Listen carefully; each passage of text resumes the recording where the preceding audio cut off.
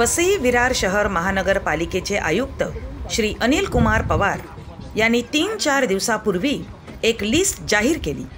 त्यामध्ये महानगरपालिकेचा house tax March 2025 पर्यंत ज्या पत्रकारांनी भरलेला नाही अशा पत्रकारांची एक वेगळीच लिस्ट बनवून काही निवडक पत्रकारांच्या मोबाईल व्हॉट्सॲपवर स्वतः आयुक्तांनी आपल्या मोबाईलवरून पाठवली। त्या लिस्टमध्ये ज्या पत्रकाराने टॅक्स भरलेला नाही अशांसोबत ज्या पत्रकाराने टॅक्स भरलेला आहे त्यांची देखील नावे त्यामध्ये लिहिलेली होती। त्यांच्या समोर 00 अशी अमाऊंटची नोंद असून काही पत्रकारांच्या नातेवाईकांचे देखील नाव ह्या लिस्टमध्ये होते। काहींचे काका, काहींचे मामा, काहींच्या पत्नीच्या नावे असलेले घर तसेच पत्रकारांच्या आजूबाजूला राहणाऱ्या शेजाऱ्यांचे देखील नाव ह्या पत्रकारांच्या लिस्टमध्ये टाकल्याने पत्रकार एकच संतापले। त्यांनी काल एक सभा घेऊन आयुक्ताने पाठवलेल्या ह्या लिस्टबाबत संताप व्यक्त करून अशी लिस्ट पत्रकारांचीच का जाहीर केली याबाबत विचारपूस करणारे पत्र लिहून आज वसई विरार शहर महानगरपालिकेच्या मुख्यालयाच्या खाली सर्व पत्रकारांनी आंदोलन पुकारले होते। आयुक्तांनी ही लिस्ट काढण्यामागचे उद्दिष्ट काय ते स्पष्ट करा आणि अशी आयुक्तांना विनंती पत्रक देखील देण्यात आले, परंतु आयुक्त पवार आंदोलनकारी पत्रकारांसमोर आले नाहीत। त्यांनी 2 तासानंतर अतिरिक्त आयुक्त संजय हेरवाडे यांना पाठवले व त्यांनी सांगितले की असा प्रकार घडायला नको होता। त्या प्रकारामुळे तुम्हाला जो त्रास झाला ही लिस्ट काढून आमची कोणतीही वेगळी भावना नव्हती असे अतिरिक्त आयुक्त संजय हेरवाडे यांनी सांगितले। ते काय बोलत आहेत ते आता आपण ऐकूया।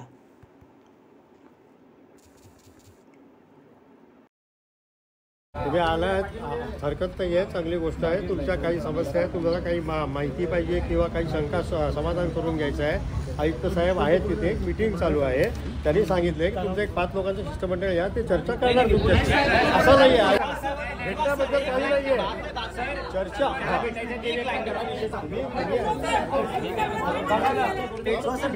भेटायला हरकत नाही आहे, पण 5 पद्धती कसं एवढं 50 पेपर आहे इकडे, असं आहे ते 5 पद्धती कसं हो आम्हाला बांध्या। तुम्ही ठरवा कोण आहे ते आपण जाऊ चर्चा करून घेऊ, नंतर याला परत भेटूया। भेटायचं असेल तर हरकत नाही आहे, पण जी चर्चा करायची ती करू द्या वरती। असं आहे ना, सगळ्यांना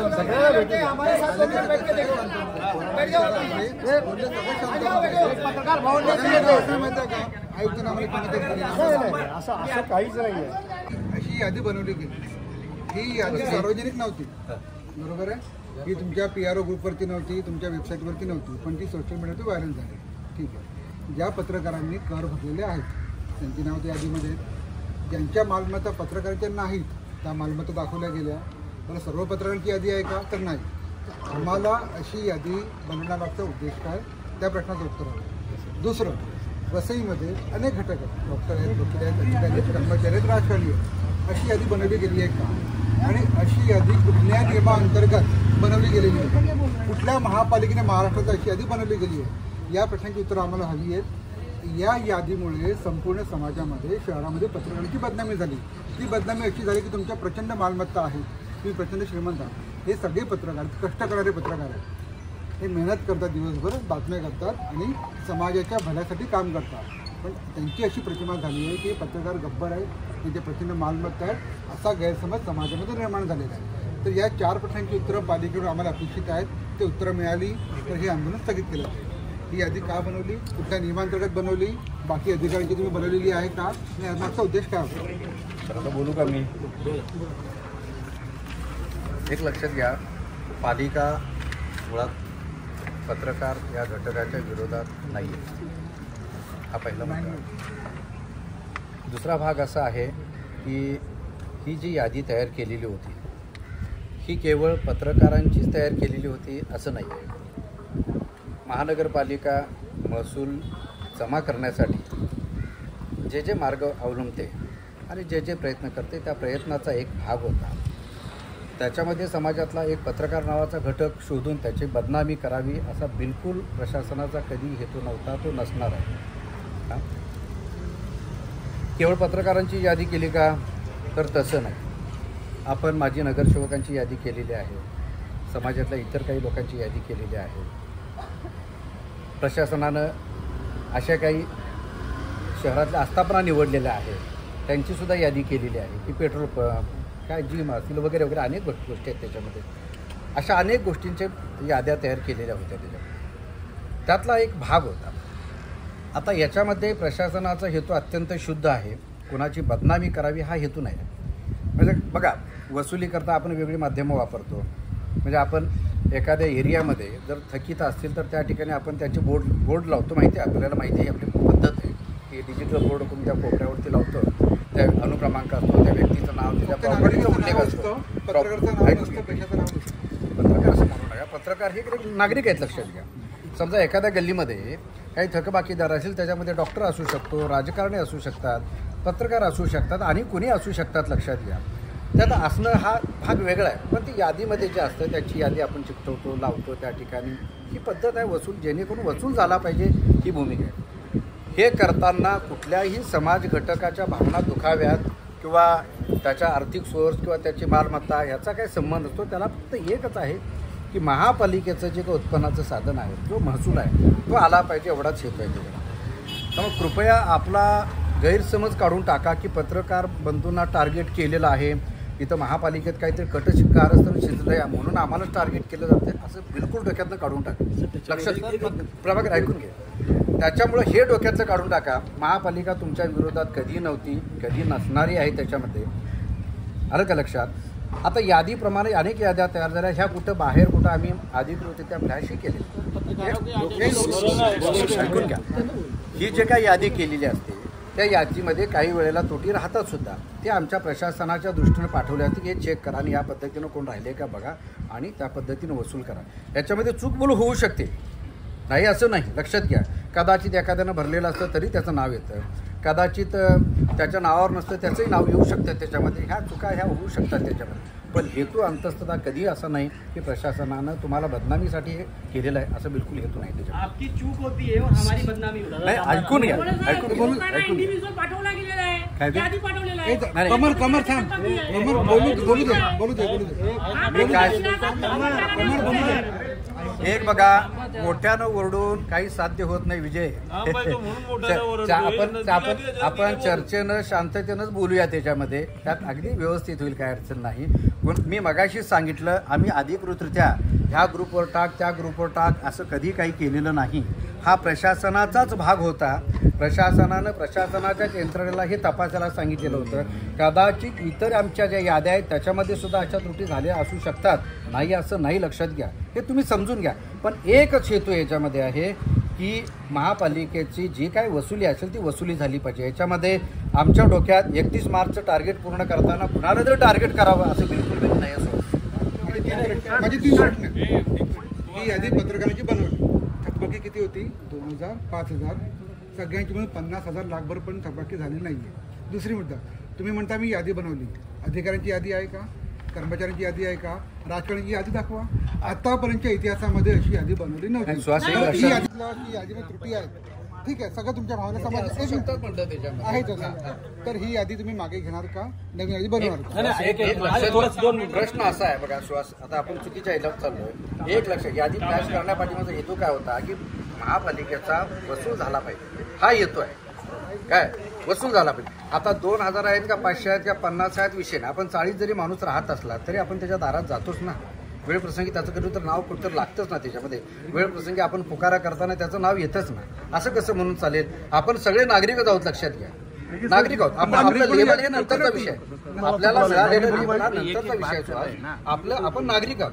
म्हणजे उलट काय राहिलं असेल बघा, मी असं म्हणतो, चुकून कुणाचं नाव आलं असेल, कुणाची प्रॉपर्टी नसताना सुद्धा काय दाखवले असेल, कदाचित तुमच्या पै पाहुण्याचं नाव आहे, घरातल्यांचं नाव आहे, नाव तुमचं पडलं असेल, कदाचित तुमचा मोबाईल नंबर असेल म्हणून, तर ती प्रशासनाची चूक असेल तर आम्ही मान्य करतो, तो काय विषय नाही. पण जरा एक मिनिट, पण त्याच्यामध्ये पैसे महापालिकेनं वसूल मागितला किंवा रेव्हेन्यू मागितला, टॅक्स मागितला, हा काय गुन्हा नाही ना. हे ठीक आहे. पण कॅटेगरी असे म्हणतो की 10,000 आणि 25,000 जर बाकी असेल तर तुम्ही ते असं एक मिनिट सार्वजनिक करू शकता. पण हा सार्वजनिक कशासाठी असतं? हा दबावतंत्र असतो तुमचा, की त्या व्यक्तीला सामाजिक दबावतंत्र आणण्यासाठी ही पद्धत आहे. ठीक आहे. आता ही लिस्ट बनवली याच्यामध्ये 2,000, 4,000, 5,000 त्यांना तुम्ही नोटीस दिलेली होती का की तुम्ही एकदम अचानक फ्लॅश करण्यासाठी? आणि दुसरी गोष्ट, ज्याने 0-0 आहेत मग त्याचं काय केलं? आता पत्रकारांची अशी लिस्ट बनवली की त्यांचा नंबर, त्यांचा मोबाईल नंबर, त्यांचा ॲड्रेस वगैरे हे. आता ही जी तात्परता आहे, जर ही तात्परता जर आपण आपला जो वेबसाईट आहे त्या ठिकाणी टाकली असती की हे पत्रकार ABP माझा हा इकडे, म्हणजे लोकांनी कॉन्टॅक्ट करा. आज आम्हाला विचारतात की मला पत्रकार परिषद घ्यायची आहे, मला बातमी द्यायची आहे, तर काय आम्ही सांगतो की वेबसाईटला बघा, तर वेबसाईटला अजूनही लिस्ट नाही आहे. पण ही नसताना, आणि मला एक नगरसेवकाची लिस्ट प्राप्त झाली आहे, त्यामध्ये त्याची मालमत्ता क्रमांक, नाव आणि रक्कम, ह्या 3च गोष्टी आहेत. Mobile number. एवढं तुम्ही पत्रकाराविषयी एवढी आपुलकी, एवढं हे का म्हणून? आणि ग्रामपंचायत एवढं सविस्तर कसं म्हणताय ना, इतरांच्या बाबतीत झालं नाही का? अनेक हे याद्या बघा त्याच्यामध्ये आता राजकारण्यांची सुद्धा याद्या, माजी पदाधिकाऱ्यांची, त्याच्यामध्ये सुद्धा ज्यांनी पैसे भरले त्यांची सुद्धा नाव आहेत. पण तो काय त्याला त्रास व्हावा,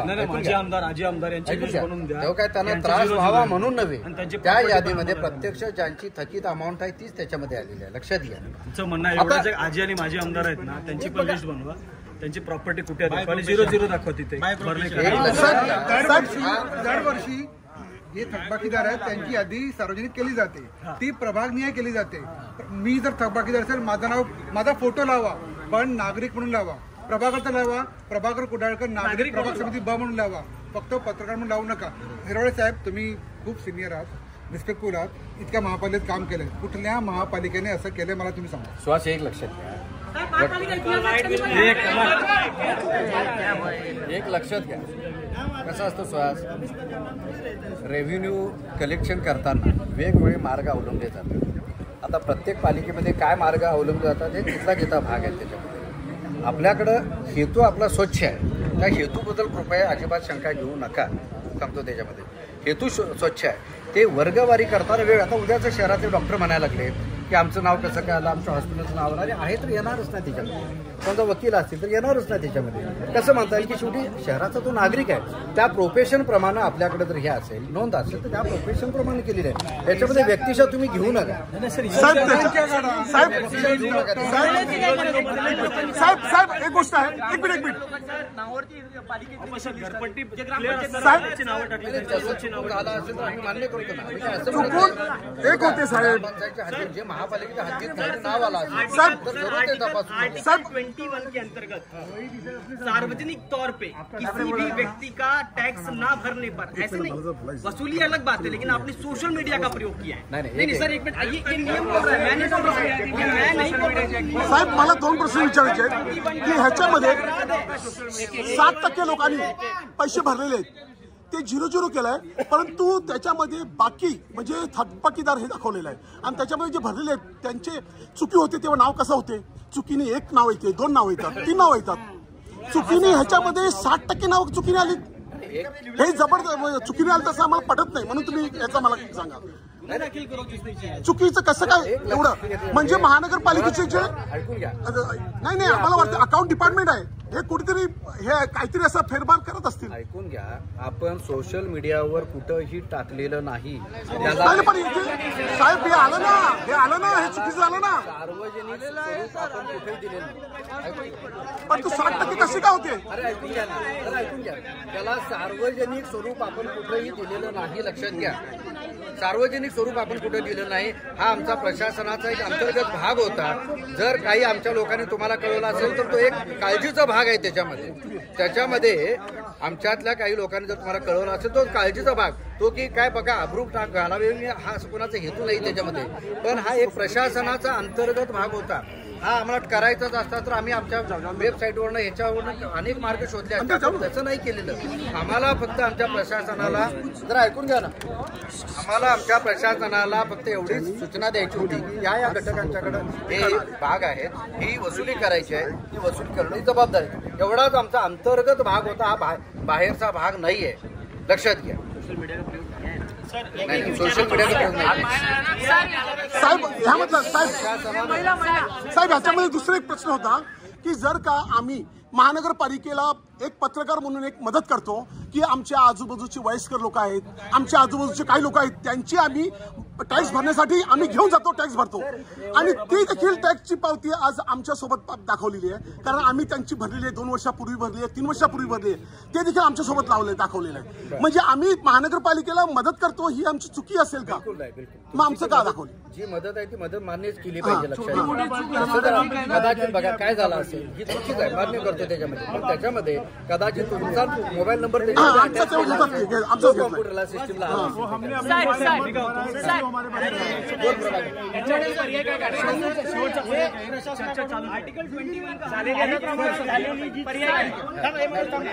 सारांश काय या संपूर्ण आंदोलनाचा सारांश आम्ही संपवतो. आयुक्त साहेब येऊन आमचं निवेदन घेऊ शकतो.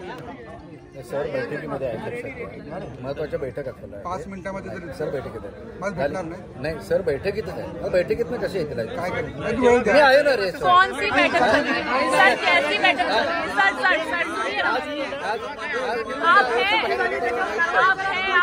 आप आए आपका सम्मान है सर, लेकिन हम सभी का ऐसा मानना था नहीं सर. हमारी बात भी सुनिए सर, हमारी बात सुनिए प्लीज सुनिए सर. आप आए इसके लिए आपका बहुत सम्मान है. आपकी सारी गलती हम मान लेते हैं कि गलती से हो गया, सारी मिस्टेक है, लेकिन आयुक्त सर आए ये हम सभी की मांग है. आयुक्त सर किसी आंदोलन में नहीं आते हैं, हमें हमारा सम्मान इससे बढ़ेगा. हम गलती भी नहीं मानने कह रहे आपको. आमची साहेबांशी चर्चाही झाली काय सविस्तर तुम्ही जे मुद्दे मांडले ते सरांच्या समोर आमची झाली चर्चा. फक्त साहेब आता VC मध्ये आहेत, मीटिंग चालू आहे. सारा विषय छोड़कर हम आते हैं सर, सारा काम छोड़कर आते हैं. साहेब आपण सम्मान तो हमारा भी रखना चाहिए. कृपया आपण गैरसमज करून घेऊ नका.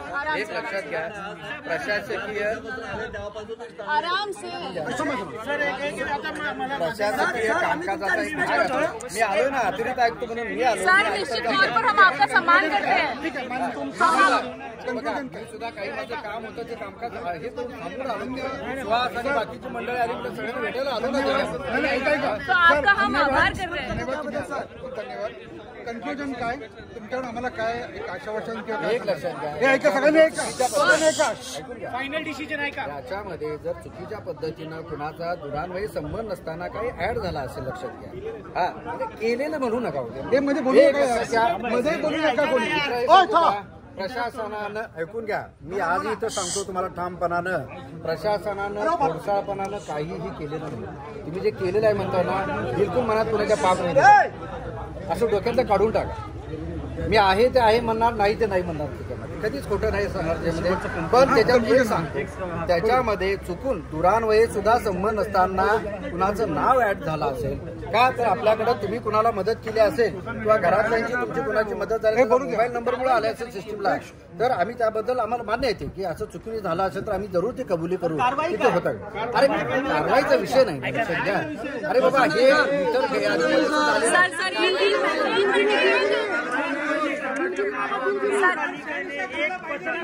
प्रसार माध्यम से अगर कोई इन्फॉर्मेशन गलत जाती है तो कार्यवाही.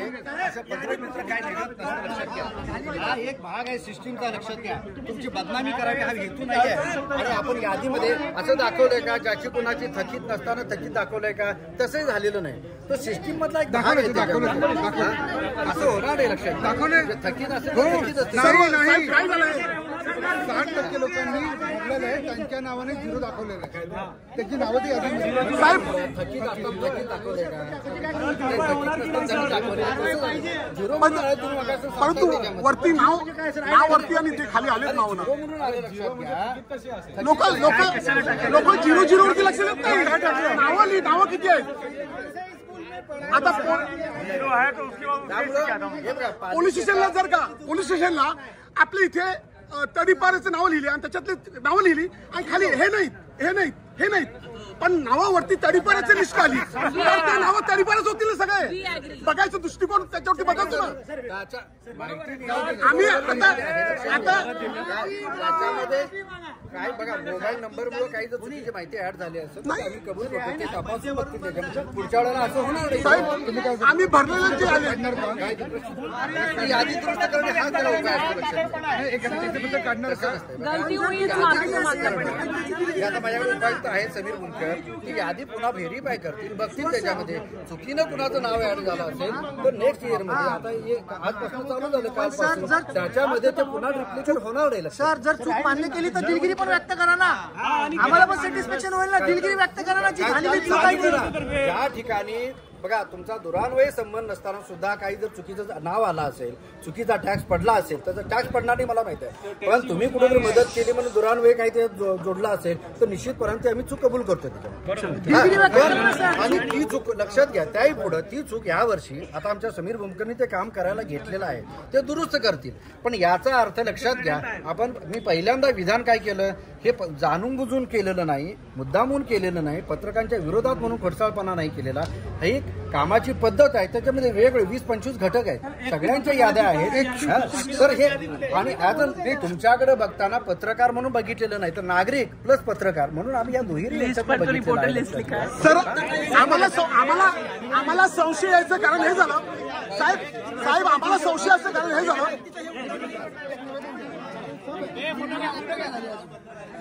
आम्हाला संशय यासाठी येतो की असंख्य चुका ह्या आमच्याच लिस्टमध्ये झाल्या.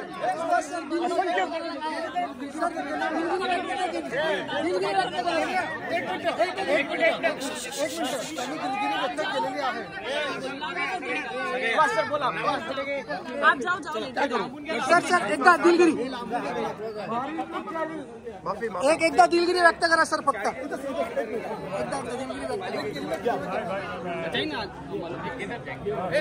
सर एकदा फक्त दिलगिरी व्यक्त करा.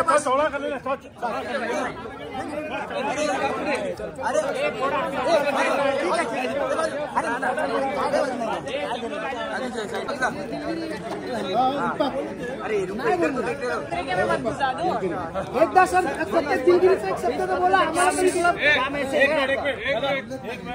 चुकी माफी, चुकी झाली बोलले, दिलगिरी व्यक्त कुठे केली